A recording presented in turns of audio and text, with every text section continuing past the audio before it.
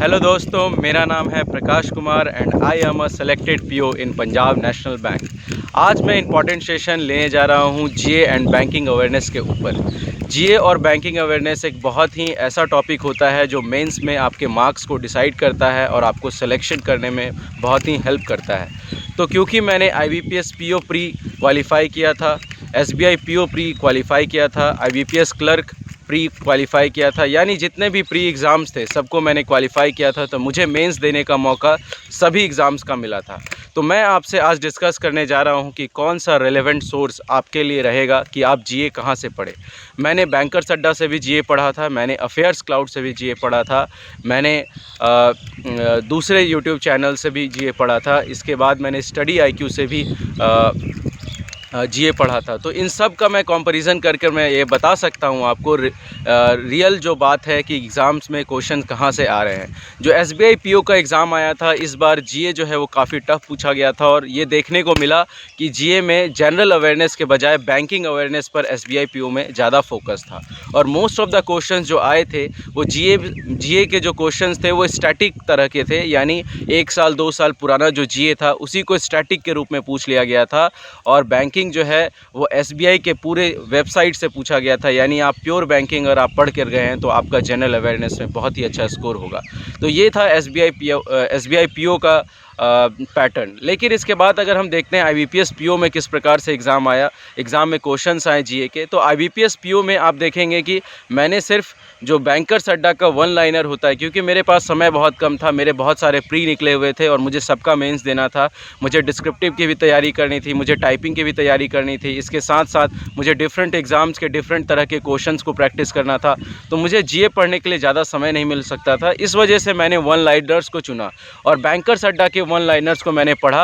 और मैं बैंकर्स अड्डा के वन लाइनर्स को पढ़ कर गया और आईबीपीएस पीओ में out of 40 questions total 35 questions मुझे ऐसा लग रहा था कि वो सारे क्वेश्चंस जो हैं वो बैंकर्स अड्डा के वन लाइनर से आए हुए हैं। तो आप समझ सकते हैं कि bankers Adda is a very relevant source for GA. लेकिन इसके साथ साथ आपको बैंकिंग भी पढ़ने की आवश्यकता है, क्योंकि मैंने देखा कि आईबीपीएस क्लर्क में बैंकिंग के बहुत सारे क्वेश्चन आए थे, वहाँ पर जीए के 50 क्वेश्चन रहते हैं, जिसमें अप्रॉक्स 10 to 15 क्वेश्चंस जो हैं आईबीपीएस क्लर्क में बैंकिंग से आए थे और बहुत ही ईजी क्वेश्चंस थे, जैसे कि आरबीआई का फॉर्मेशन कब हुआ, आरबीआई जो है उसका कौन से एक्ट से हुआ। तो ये सारे सिंपल क्वेश्चन आ रहे थे।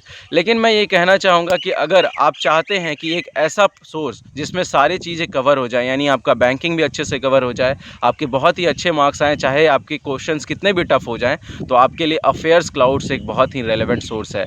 अफेयर्स क्लाउड, हाँ जी, अफेयर्स क्लाउड को अगर आप चाहते हैं इसका पढ़ने के बारे में, तो इसमें फ्री सोर्सेज जो अवेलेबल हैं, लेकिन अगर आप पीडीएफ इसका परचेज करेंगे तो आपको 400 रुपये पर मंथ जो है पर ईयर पेमेंट करना पड़ सकता है। इसके लिए आप अफेयर्स क्लाउड लिखकर किसी भी गूगल के वेबसाइट पे जाइए, गूगल के वेबसाइट गूगल क्रोम पे जाइए और अफेयर्स क्लाउड लिखिए और वहाँ पर आपको जो है वो सारे डेलीज जो है वो जीए आ जाएंगे। तो इस तरीके से आप जीए कवर करने की कोशिश कीजिए। देखिए, जीए उतना ही पढ़िए जितना आप रिकॉल कर सकते हैं, यानी आप 6 महीने 8 महीने 10 महीने का पढ़ने की आवश्यकता नहीं है।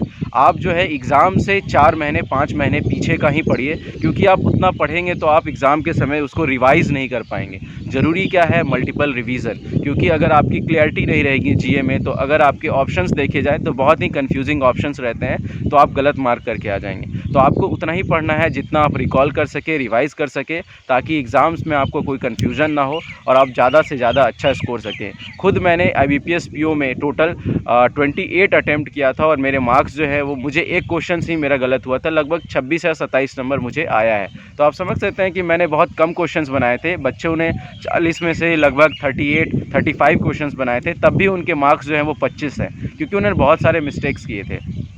तो आपको क्या करना है? आपको कम क्वेश्चंस बनाना है, एक्यूरेसी पे ध्यान देना है, जीए के लिए कह रहा हूँ। और इसके साथ साथ आपको बैंकिंग अवेयरनेस को भी पढ़ना है। अगर आप ऑफिसर बनना चाहते हैं तो you can not skip the banking awareness part, ये भी आपको पढ़ना ही पड़ेगा।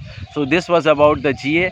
For any information regarding the GA आप अगर चाहते हैं तो आप कमेंट में इसको लिख कर पूछ सकते हैं, मैं ज़रूर रिप्लाई करूँगा। और this was about me and my GA preparation strategy. Thank you.